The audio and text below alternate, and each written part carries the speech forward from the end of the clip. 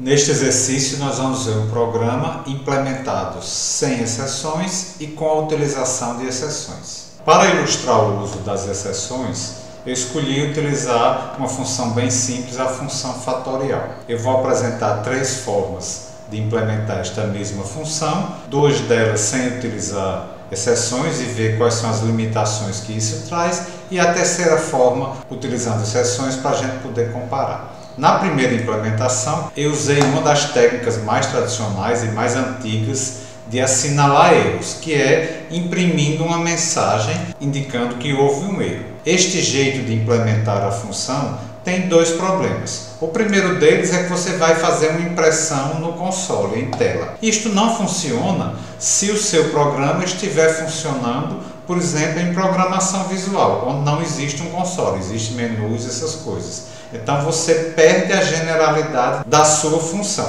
Além disso, eu estou fazendo neste caso aqui, a única forma de detecção é a impressão de mensagem e em caso de erro ele está retornando um valor válido.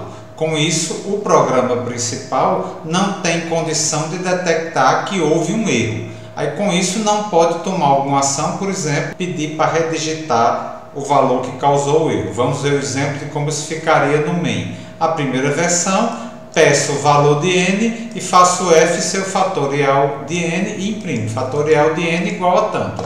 Esta frase, fatorial de n igual a tanto, vai ser impressa mesmo que a função fatorial tenha encontrado um erro, porque eu não tenho como detectar que aconteceu esse erro. O erro vai ser assinalado apenas pela impressão da mensagem de erro, mas do ponto de vista de quem chama a função, a execução prossegue normalmente. A segunda forma, também bastante tradicional, eu não imprimo mais mensagem de erro, o que reduz o problema de perda de generalidade da função, mas o que eu vou fazer é retornar um valor inválido, por exemplo, -1. Neste caso aqui, o programa principal consegue detectar quando houve erro. Um primeiro problema com esta forma de implementar o tratamento de erro é que eu estou retornando um valor inválido genérico, -1. Não tem como o programa principal saber qual foi exatamente o erro que causou o fato da função fatorial 2 não conseguir calcular o resultado. Outro problema é que o usuário tem de se lembrar de fazer esse teste. Se ele esquecer, cai no problema que a gente tinha no caso anterior. Vamos ver esta função, versão 2, utilizada dentro de um programa principal.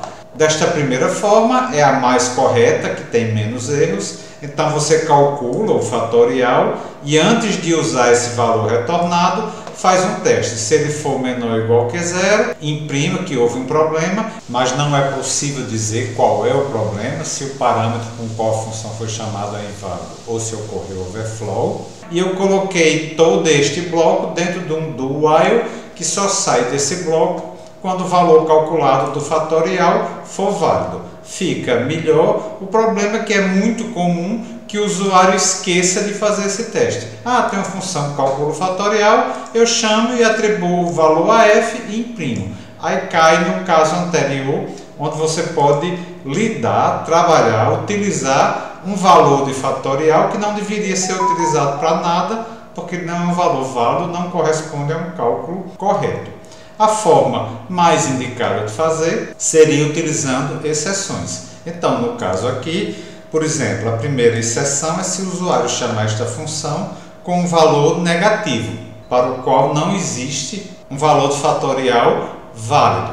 Então, se n for menor do que 0, diferente da versão 2, em que se n fosse menor do que 0, eu retornava -1, que é o valor inválido. Aqui, se n for menor do que 0, eu vou gerar uma exceção, através da instrução through, tendo como parâmetro dessa exceção um objeto da classe InvalidateArgument, que é uma das classes que herdam da classe exceção, C++, que é que representa bem a razão do erro nesta hora. Por que é que está dando erro? Porque o argumento n é inválido, ele é negativo. Então eu crio um objeto sem nome do tipo InvalidateArgument, eu passo como parâmetro do construtor deste objeto uma string, que vai ser o valor que vai ser retornado se eu chamar a função what, a função que tem a informação sobre o erro, deste objeto. Isto interrompe a execução desta função. eventualmente essa exceção pode ser capturada por algum catch.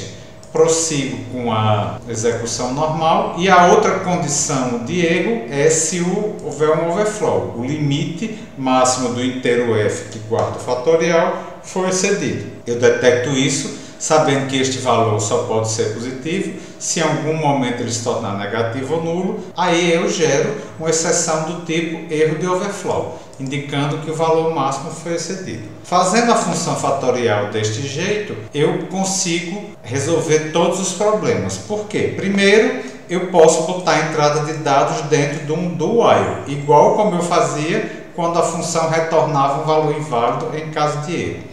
Aqui o que eu faço faço a entrada de dados e boto a chamada função fatorial dentro de um try. Se não for gerada exceção, no caso aqui eu estou definindo uma booleano que é true.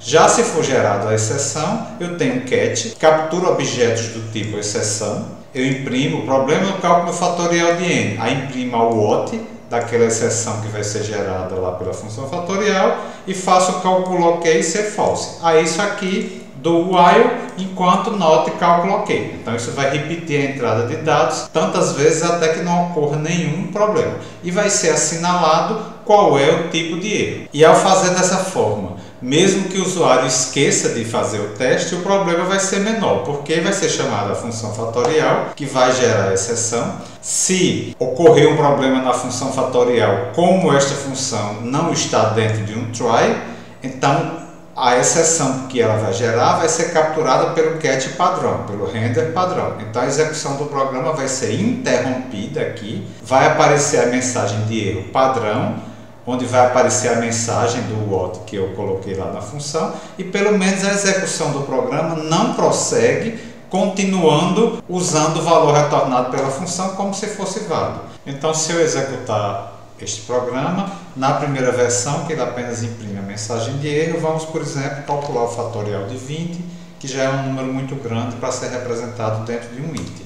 Então aparece a mensagem de erro, mas a função retorna algum valor lá inválido e a execução do meu programa continua, dizendo que o fatorial de 20 é 6.840, o que não é verdade. Vamos para a segunda versão, onde retorna um valor inválido. Então se eu colocar aqui 20, a mensagem é exibida porque eu botei dentro de um do while, só que só diz que houve um problema no cálculo do fatorial. Se eu botar outra coisa que é inválida, por exemplo, um número negativo, a mensagem é a mesma. Se eu, por exemplo, colocar um valor válido, 10, ele prossegue. E nesta segunda versão, se eu não me lembrar de colocar dentro de um do while e eu colocar um valor inválido, a execução do programa permanece. Eu vou dizer que o fatorial de 20 é menos 1. Na terceira versão, utilizando a exceção, se eu botei a chamada função dentro de um try-catch, se eu botar 20, aparece a mensagem específica de erro, o valor máximo excedido. Se eu colocar um valor negativo, aparece a mensagem de erro correta. Se eu colocar um valor aceitável, é calculado o fatorial de 10. E por último, na versão que gera exceção, mas onde eu não coloquei a chamada função dentro de um try-catch, se eu colocar um valor inválido, pelo menos a execução do programa é interrompida. Isso aqui é a mensagem padrão do handle que trata qualquer exceção se você não fez um catch específico, indica que é uma exceção do tipo erro de overflow e exibe a mensagem lá que o valor máximo foi excedido.